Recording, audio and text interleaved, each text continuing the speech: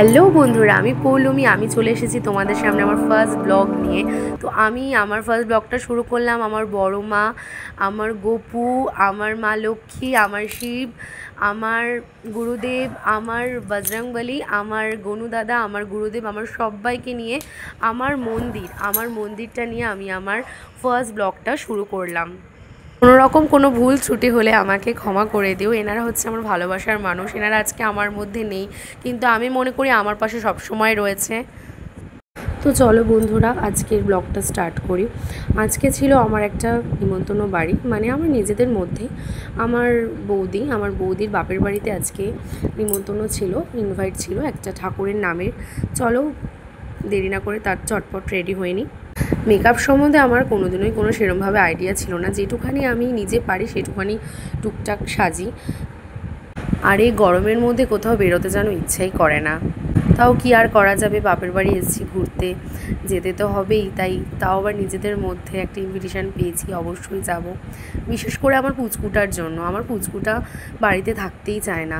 তো কদিন ধরে শরীরটা একদমই ভালো নেই। তাও কি করব, মনটা ভালো করার জন্য একটু বেরিয়ে পড়লাম সবার সাথে। তো যাওয়ার সত্যি ইচ্ছে ছিল না, কিন্তু আমার পুচকুটার জন্য আর বৌদি এত বারবার করে বলেছিল, তাই জন্য আমি গেলাম আর কি। গিয়ে মনটাও বেশ ভালোই লাগলো, কিন্তু এই গরমের মধ্যে রেডি হওয়াটাই সবথেকে হচ্ছে চাপের বিষয়। তাও কি আর করা যাবে, সাজতে ভীষণ ভালোবাসি। এখন সময়ের অভাবে সাজাটা ঠিকঠাক করে হয় না আমার ছোট্ট পুচকুটার জন্য, আমার এত দুষ্টু পুচকুটা। চলো এদিকে রেডি হয়ে গেছি আমি, তাড়াতাড়ি করে সিঁদুরটা পরে নিই। তো মা ওদিকে ওয়েট করছে, তাড়াতাড়ি করে সিঁদুরটা পরে নিলাম। তারপরে গায়ে একটু সেন্ট মেখে নিই তাড়াতাড়ি করে। বলো আমাকে কেমন লাগছে। জানি আমি আর সাজের ব্যাপারে কিছুই জানি না, তবুও যেটুকু নিজে পারি। গরমে তো ঘেমে নিয়ে স্নান করলাম। চলো এদিকে আমার পুচকু সোনাটাকেও একটু রেডি করে নিই তাড়াতাড়ি করে। কার সাথে জানি কথা বলছে ফোনে, খুব পাকু হয়েছে, পাকু বুড়ো একটা আমার। ওকে নিয়ে আমার সারাদিন কেটে যায়, সারাদিন ওকে নিয়ে আমার সময় চলে যায়। এত দুষ্টু হয়েছে না, দুষ্টু ভিডিও ঠিকঠাক করে করতেই দেয় না। ও যে দেখো ওইদিকে আমি ওর চেনটা লাগিয়ে দিচ্ছি, ও ও আমার চেনটা লাগাবে। কাজলটা পরিয়ে নিচ্ছি তাড়াতাড়ি করে, চাঁদ মামাকে ডেকে ডেকে। দুষ্টু নালে পড়তেই চায় না, বিরক্ত করে। ও নিজে নিজে সব করবে, এত বড় হয়ে গেছে এখনও, ও নিজে নিজে সব করতে চায় সব সময়। চলো মা ছেলে রেডি। এবার একটু আমার পুচকুটাকে আমি একটু আদর করছি, কারণ সারাদিন ওকে অনেক বকাঝকা করি, এত দুষ্টুমি করে। কি করবো, এই যে আমার মা পুচকু রেডি যাওয়ার জন্য। ওই যে আমার পুচকু আগে আগেই বেরিয়ে গেছে, কোথাও যাওয়ার নাম শুনলে তো আমাকে পাত্তাই দেয় না। তো হাঁটতে হাঁটতে আমরাও যাচ্ছি। যে হাঁটতে হাঁটতে অপেক্ষার অবসান হলো।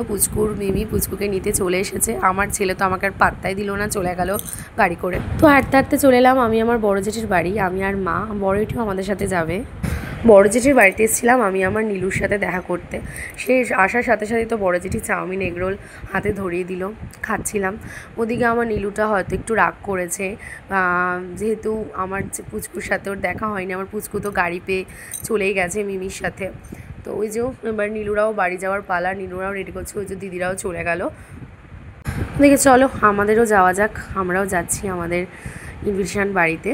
তো ওইদিকে মা আর জেঠি মিলে একটু মিষ্টি কিনে নিল, যেহেতু ঠাকুরের নামে যাচ্ছি।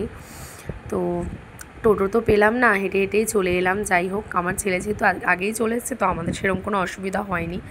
তো চলে এলাম ঠাকুরের নামে। ওই যে দেখো ঠাকুরের নাম হচ্ছে। তো আমি দেরি না করে আমি আমার পুচকু সোনার কাছে চলে গেলাম, কারণ ও আমার আগেই এখানে এসে পৌঁছে গেছে। তো যাচ্ছি পুচকু সোনাটার কাছে, দেখি আমার পুচকু সোনাটা কী করছে। ওই যে ও মা, পুচকু সোনাটা তো আমার কী করছে, পুচকু সোনাটা মিমির সাথে বসে রয়েছে। এই যে আমার পুচকু সোনা জল খাচ্ছে আর মিমির আদর খাচ্ছে। এদিকে আমার দাদার ছেলে শুয়ে রয়েছে, আর এদিকে আমি একটুখানি ঢং করে নিচ্ছি। আমার ওদিকে জল খাচ্ছে, আর এইদিকে নেমেছে বাইরে ঝমঝম করে বৃষ্টি। অপেক্ষার অবসান হয়েছে, এত গরম চারিদিকে বাবা। আমার পুচকুকে দেখো আমাকে চেনেই না, সারাদিন মিমিদের সাথে খেলা করছে। ও সারাদিন ব্যস্ত। ওই যে নাচ করছে, ঠাকুরের কীর্তন হচ্ছে, ও নাচ করছে। ওই দেখো এত দুষ্টু হয়েছে না। এবার লজেন খাওয়ার জন্য বায়না শুরু করেছে, লজেন খাবে, লজেন ওকে দিতে হবে। তো এই দিকে আমি আমার ছোটোবেলায় ফিরে গেলাম। আমার এরকম হাতে এঁকে দিলে ভীষণ ঘুম পায়, তাই আমার দাদার ছেলেকে বলে একটু হাতে এঁকে দে। ওইদিকে আমার ছেলে খাচ্ছিল একটু দুধু।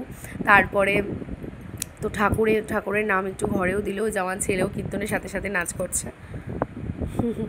দুষ্ট হয়েছে, ঠাকুরের সাথে সাথে, ঠাকুরের নামের সাথে সাথে নাচ করছে। তো তারপরে আর কোনো ব্লগ শেয়ার করা হয়নি তোমাদের সাথে। তারপরে চলে এলাম বাড়িতে এসে প্রসাদ খেলাম, প্রসাদ নিলাম। এই যে প্রসাদ খাচ্ছি। প্রসাদ খেতে খেতে আমি বাইরের প্রাকৃতিক দৃশ্যটা একটুখানি এনজয় করে নিচ্ছি, প্রসাদ খাচ্ছি। তো ওইদিকে আমার ছেলে আমাকে ডাকছে, ও খাবে প্রসাদ।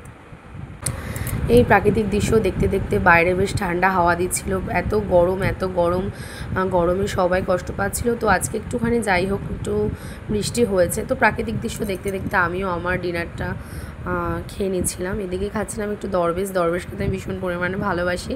তো ডিনারটা আমার শেষ হয়ে গেল। এইবার পালা হচ্ছে আমার রাতের স্কিন কেয়ার করার।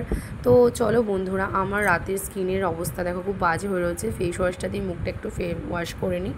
তো তারপরে একটু মুখটা মুছে নিলাম। তারপরে চলে এলাম একটু টোনারটা নিয়ে, গুড ভাইবসের টোনারটা নিয়ে মুখে টোনারটা প্রথমে স্প্রে করে নিলাম। স্প্রে করার পরে উত্তানের নাইট ক্রিম, যেটা গুড ভাইবসের, খুব ভালো এটা। সবাইকে দেখি ইউজ করতে, কদিন ধরে খুবই দেখছি এটা হয়েছে। আমি এটা আমার কোনো, এটা ভেবো না যে আমি কোনো অ্যাড দিচ্ছি, সবার কাছে শুনলাম এটা ভালো, তাই এটা ইউজ করলাম। আমার দাদা আমাকে গিফট করেছে। যাই হোক ঠোঁটে একটু লিপ বাম দিয়ে নিলাম। চলো আমার রাতে স্কিন কেয়ার ডান। তো চলো টাটা, খুব ঘুম পাচ্ছে। আজকের ব্লগ আমি এখানে শেষ করছি। Tata, bye, see you.